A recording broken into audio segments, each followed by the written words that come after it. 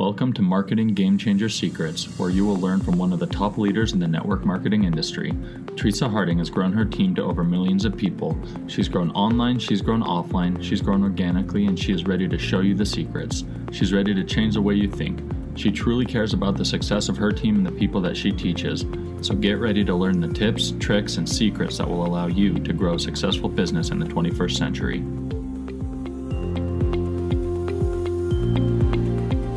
I'm Teresa Harding, and this is Marketing Game Changer Secrets. This podcast is for people who know that this industry is not about the network marketer anymore. It's about the people we serve and the change we can make in other people's lives. It's about the entrepreneur inside each of us who is trying to find our voice. It's for the people who want to change the world and are looking for the most powerful way to make that happen. Hey, you guys, I am so excited to be here. We have an absolutely amazing treat today. This is Laura Jacobs.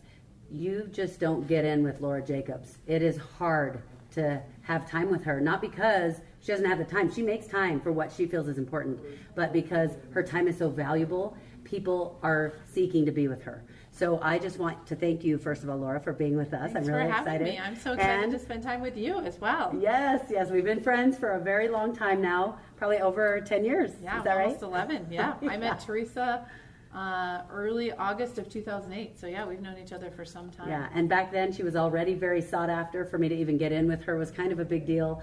And she's an iridologist. She's a natural health coach. I can't even list them all because you have so many credentials after your name. So in a minute, I'm gonna have you kind of share with them some of the things that you've done. Okay. And she's an expert in the field of health, nutrition, in essential oils, herbs. Unbelievable. She has been successful in business for years and years. She's been invited to present in front of thousands and thousands, tens of thousands of people and much of your career. Is that right? Yeah. It's been a fun ride. Truly excited to talk with Laura. You guys are going to want me to ask her all the health questions, and we will do that. But we also want to know some of the things that you've done to help be successful in your business. Yeah. So the first thing I want to talk about is where you can find Laura, because everybody wants to know how to learn from her, because she speaks at live events. But she's actually going to do something that is going to blow up like crazy. She's getting ready to start a podcast because she's in such high demand that this way it will kind of immortalize you, actually, which will be nice. Wonderful. She has a lot of content, both business and health-wise and professional. So I'm excited about that.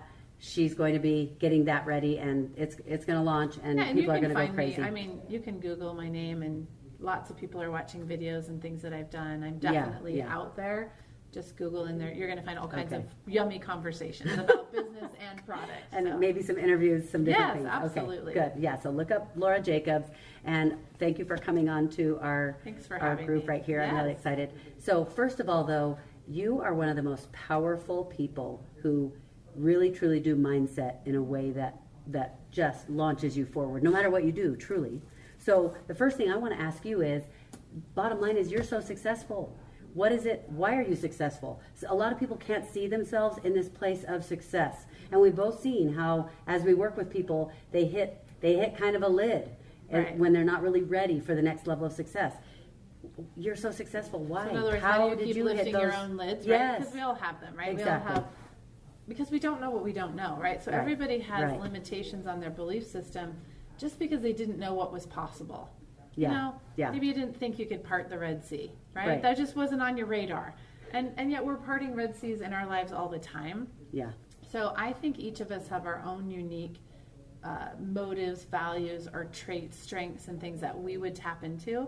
So truly, I can speak to my own. Yeah. And I think some of those are things that can duplicate. But more importantly, I would say this is what I've learned about myself. And I would invite people to learn about themselves. Like, what's your secret sauce? What do you lean into that's working for you? I would tell you the things that I've leaned into that I think have really helped with that is I have a lot of certainty. A lot of certainty. Absolutely. Now, I think the world would say it's self-confidence, but it isn't that my confidence is in myself. It's that my confidence is in my certainty. So I want to be rooted in truth, right? Mm-hmm. My core value in my entire existence is to be true to what's true. Yeah. And so just to be knowing of that. So to take the time to be knowing about your own existence yourself, like know thyself, right? Like take Shakespeare's advice, like know thyself, and then draw certainty in who are you and what are your gifts and what can you draw on and what's the full measure of your creation. Stop worrying about everybody else. And not trying to be like someone else. The focus is to be certain about being you, and then to be certain about engaging in what you feel called to engage in. And that is definitely something that is a wellspring I draw from. Another thing that's very much inherent in my character is I'm super persevering. I'm not a quitter. I'm not. And when things get ugly, you probably won't see me walking out of the room. You'll see me being fiercely defensive of what I believe in. Okay? Yes, and I'm I've gonna seen go it. to the map. And she's good at it. Very good at it. If on your watch you're killing yourself slowly, I might rally to your defense and invite you to value yourself more. Yeah. Right? So 1, certainty. 2, just like sheer determination and perseverance and not a quitter. And number 3, I'm super teachable. Now, my husband would tell you I may not be adaptable, but you know what? It's one of my strengths. Yeah. Because perseverance and adaptability don't necessarily coexist. But what allows me to be pliable is that I love learning. I'm very teachable. In other words, I'm extremely open-minded, but not in a just like a whatever way, in a grounded, knowledgeable way. Like I come in, and so I feel like I run very intuitively because of that certainty. Yeah. I know what to connect to quickly, and I know what to leave behind. So it helps me be more decisive and more discerning. But at the same time, like, it's hard for me, not that I eat breakfast cereal, but I'd rather mix them than only pick one, right? I'd rather have 3 choices. flavors of ice cream than just one. So I love choice, and I love to learn. I love new things. I like to be constantly just ignited by awesome new possibilities. Like I'm just it's fun for me to enthusiastic. hear you describe that, because you're describing you. Yes, The Laura that I know, that's exactly what she's describing. But I'll tell you, I want you to notice something that she did. She knew off the top of her head 3 specific character traits that she is good at. There are a lot, it's obvious, there are some that are not your forte. Yeah. But you know what? That's not something to beat yourself up over. The thing that you need to know is, what is it about me what are the good qualities I have? And because once you know what those are, now you can figure out how to use those to make sure that you are going to move forward. Well, and I think you have to know to get again, I can't say enough about abolish comparison in your life, but absolutely relish feedback. If something didn't go well or something went well, deconstruct the success or deconstruct the failure. Like the teachableness has to do with I'm willing to pull back the covers and look at what's working and what's not working and to do something about it. Instead of saying, oh, I'm afraid of feedback, so I'm not going to look. Again, the learning aspect is huge. What did Einstein say? The ignorant or whatever of the future, I can't remember his word, won't be those who can't read and write. It'll be those who can't learn, unlearn, and relearn, or learn something new. So the teachability factor is huge. And then also be aware of what you're not. Like I am really big into people aren't well-rounded on purpose. Like I'm not really, I kind of get a little when I'm like, I am really triggered by self-deprecating comments from someone else. I don't really know how to meet you at you devaluing yourself. Yeah. And in our house, if somebody said something like that, they had to do 10 push-ups. We had all boys. Good. It's like 10 push-ups. Yeah. So like I don't know how to deal with that. Like and I don't know how to like tell you how to get out of bed, because I'm super motivated to like get up and get things done, because I'm a doer, I'm a performer, and I'm motivated by performance. In fact, Teresa made a comment 10 years ago, and to this day it changed my life. Really? Because she challenged me to do something which I didn't even know how to value. But yeah, it's probably one of the reasons I'm still sitting here, Teresa, because little things motivate people in different ways, and you just said the right thing to motivate me. And I was super unconscious about it, but looking back with consciousness, it's like, wow.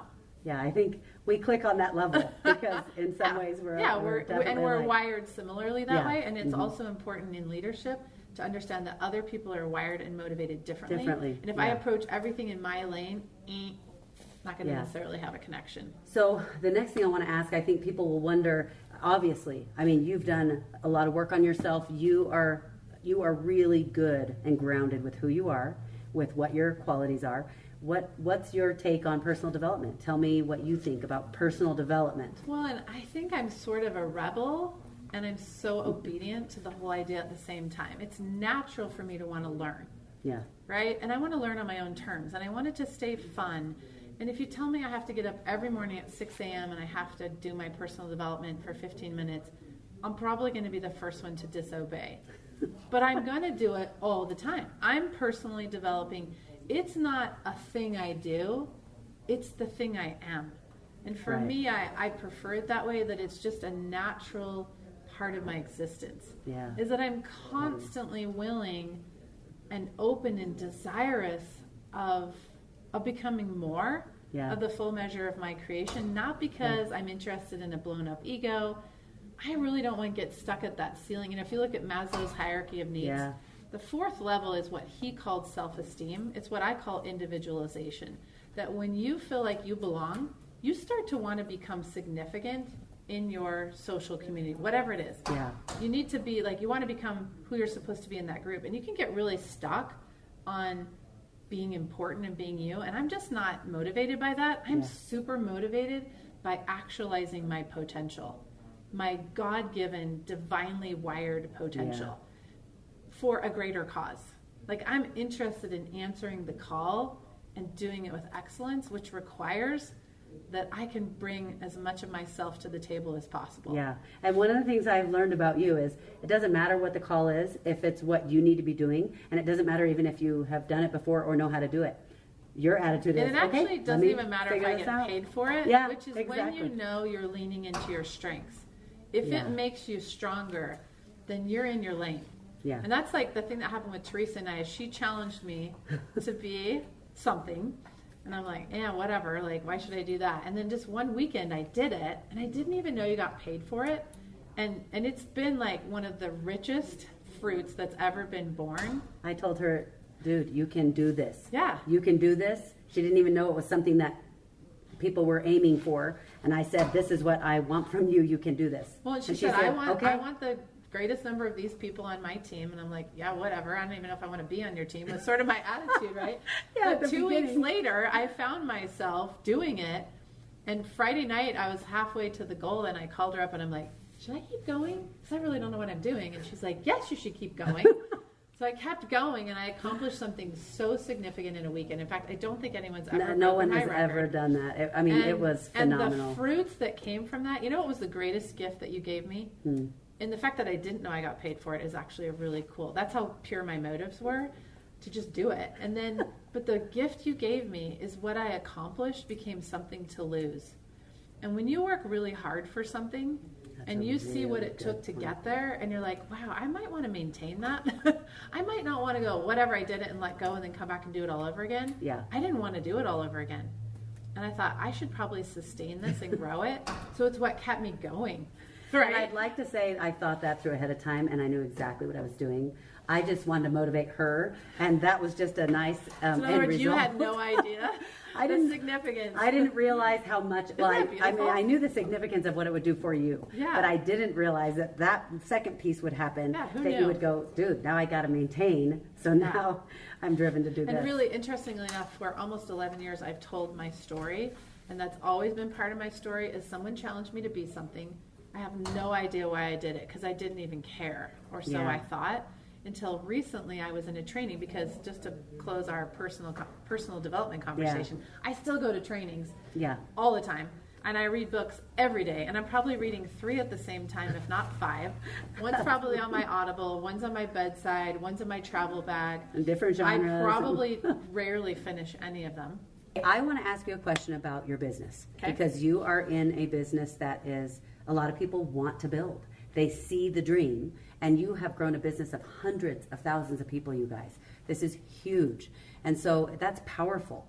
I want to know what has brought people to you. What is it that you do that recruits people? How do you get people to come? And what is it about you? And I get that you want to be humble about that, but people are going to want to know, what is it that allows you to bring these people to you to get them on your team? Well, and the humility comes from, you don't start out and write on your bucket list, I'm going to build a network marketing team that's going to consist of hundreds of thousands of people. Yeah. You don't even know that's possible. And so to be here and to see the merits of doing the thing, and if you can do it in a way that duplicates to get this kind of result, that's the number one takeaway that I would invite people, okay, lean in and listen carefully, because you literally have no idea you can do that. Yeah. You think, you dream big and you see people having big results and you think, oh, I'd love to be that person or whatever. And I'd had tons of network marketing exposure I live in a place where we're the mecca of the world. So I will admit, I got invited multiple times and I did go and I did listen. I believed in the possibility, but I had no idea about the possibility. So I'm so humbled to be in a place where this is my reality. I mean, part of the time it's like, pinch me. I know. Like, really? I know. And one thing I'm excited about is that, you guys got to see her sass, you got to see her attitude, you got to see kind of some of the things that she's all about, and honestly, kind of how she's in demand. But I'm glad they got to see a little bit of the humility too, because that's one of the reasons I love Laura, that she's like this. It's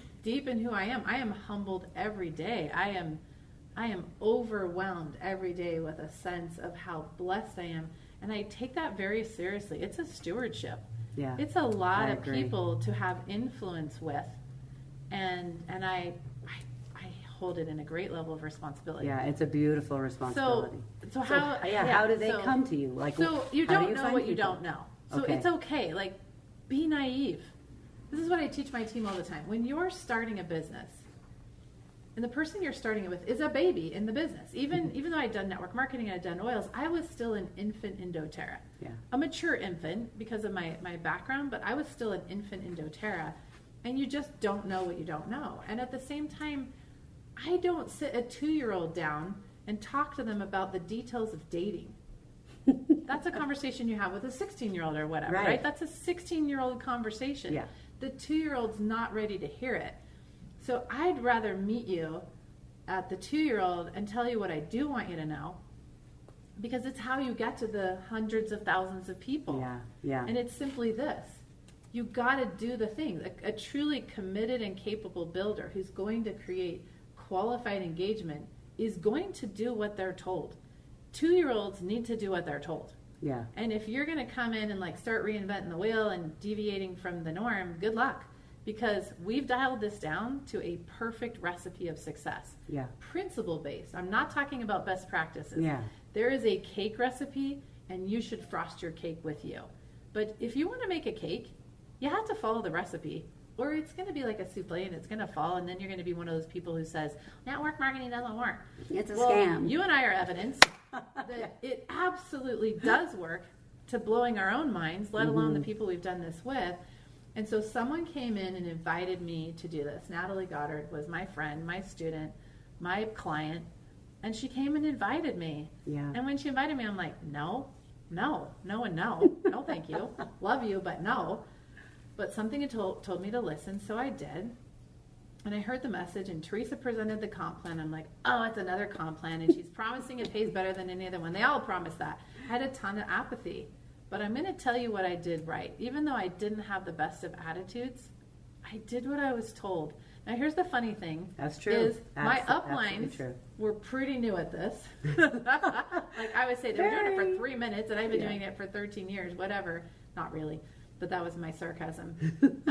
But I remember from all those other network marketing exposures that people said to make a list. So on the way home from a convention, from another network marketing company that I already distributed for, I pulled out my phone and my laptop. This is a long time ago too, by the way, so technology was in comparison to today. And I hand wrote a list. I had thousands of people between those two devices, and I wrote a small list of under 100 people. And I was wise enough to do the first 2 steps in 1 step. And again, it was just because I happened to know, and I was like, I think people say you should write a list, so I'm going to write a list. And I thought, who do I know who would be interested, and who do I know that would say yes to this? So I went for who to who. And that's exactly what we would teach you, is you got to write like your 100 names list, and then you got to dial it down to your top 45 of who's most likely to lean in. Like, find your low-hanging fruit. And so I did. And one thing I want to point out about this, because we talk a lot about building online and bringing in enrollments online. We do that, and we do it massive. And a lot of people will tell you that when you're bringing people in online, that's the new way, the organic, this is the old school way, making your list, talking to friends and family. The reality is they're missing exactly the boat. Who I wrote down. Because the new modern, the Mavericks, you want to know what's happening? They're approaching the selected people that they know, not just anybody and everybody, not anyone who breathes. They're trying to bring people in who really would be interested, people that they want to work with. And you want to know what I tell my people online? If you're bringing people in online, the first thing you want to do is you go find the 3 people that you want to work with, because you don't want to have the people online and it's just filled with whoever happens to come in. You want to make sure you get to pick the people that you're working with. You're going to end up spending as much time with your key leaders and builders as you do your own family. Yes. They are going to become your family. So I did a few things right, Teresa, because I knew just enough. I was the 2-year-old, and I did the 2-year-old activities. I wrote down the names. I dialed it down to those who I thought would say yes, and I thought about who would be leaders for me.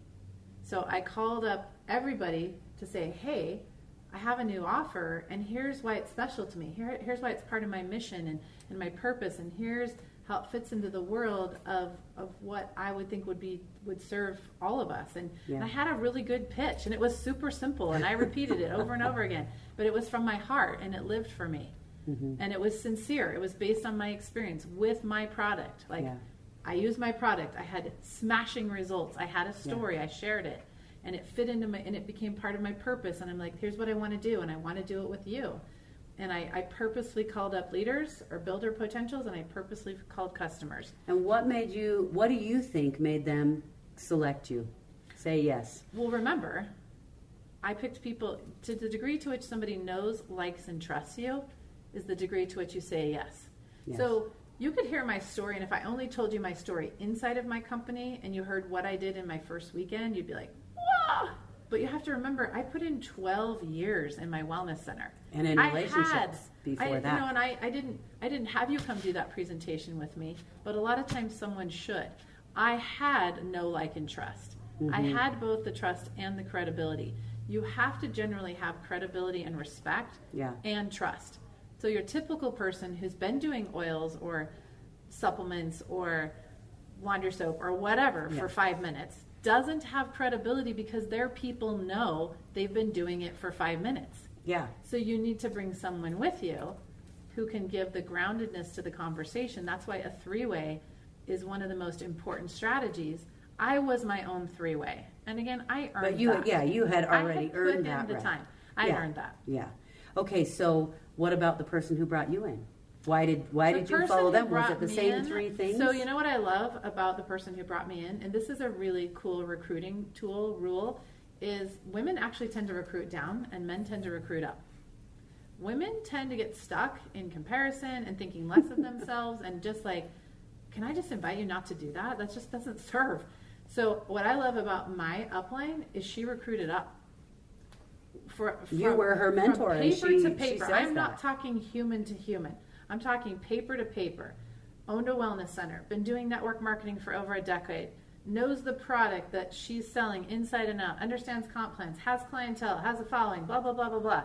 I had it all. Yeah. I was a great choice. In fact, she was learning from you. She was my student. Yeah. She was my client. She was my customer. She's 11 years younger than I am. Her experience in all of it was not the same. Mm-hmm. But she asked me anyways because she saw in me the potential to be great in her offering. And she asked me anyways. And she didn't walk away after my first no. And I told her no multiple times. And the only reason I ever told her yes was because a voice inside of me said, I'll tell you literally what the voice said. I paraphrase it and shut up and listen. But what the voice said to me was, by her name, Natalie has always learned from you. It is your turn to learn from her. Which could not have been a better thing for all, because remember, here's my resume, here's hers, and I'm not talking human to human. I'm just talking experience to Every experience. Human is priceless. Everyone's equal. We get I never, ever looked back and thought that she shouldn't have been my upline. Ever. Because I always knew that I was to learn from her. And learn I have. And we have grown up together in this business. We have worked arm in arm, and we have built our business together, and I could never have done it without her. She was my confidant. She was my comrade. And yet she didn't hover over me. She left me alone in all the right ways. She nudged me in all the right ways. She didn't tell me I had to do it a certain way. She was my perfect upline. Absolutely perfect. Handpicked for me. Cool. That is really cool. Yeah. So be humble. Yeah. Be humble. Definitely be humble, because look at what has happened because you chose to be humble that day. And you know what? Be certain in your offer, because then you can recruit up. She was certain in her offer, and her certainty was what landed. And then she knew you were lucky to have this. And she didn't do a 3-way. She did a 5-way. Because she brought 4 of you. She needed that. And then, and it was that I needed all of your different things that all influenced my decision to say yes. And then you brought me to corporate too on top of it. Well, and I'll even say, I wasn't an easy be humble sell. on the other side, because at that time, the company was fairly new, but I still had the biggest team in the company. So coming to Laura, it would have been easy for me to say, dude, I'm big, just come be on our team. I knew that wasn't enough. That's not enough. Remember, I knew the company was only 4 months old. Yeah, and I knew the level of credibility that I had. And it's okay. I don't feel good about it. I don't feel bad about it. It just is. I knew she needed to talk to people who had the experience. So if we were to rate your doTERRA age at the time, right? Yeah. If we were to rate your age in your company at the time, the company that you were offering me, and we were to say maybe you were a preteen or whatever. I don't remember what your rank was, but let's say you were a preteen. Yeah. What I love about what you did is you still spoke with certainty about your compensation plan.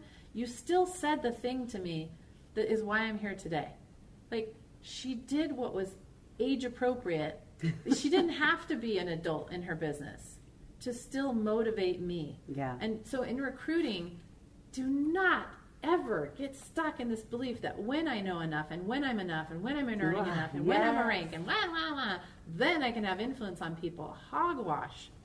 Okay? Hogwash. I just gave you evidence that 2 people who were clearly less experienced than myself changed my life entirely. And forever I will be grateful that they had the guts to open their mouths because they believed in their offer. And if you don't have belief in your offer, good luck with recruiting. That's all I have to say. And it doesn't have to be a full, mature belief. Take what you do believe in it. I had 1 oil experience, 1. And it was enough because I had such a sense of comparison with other products like my product to know that it was clearly different, that I ran with 1 story and recruited magnificently from there.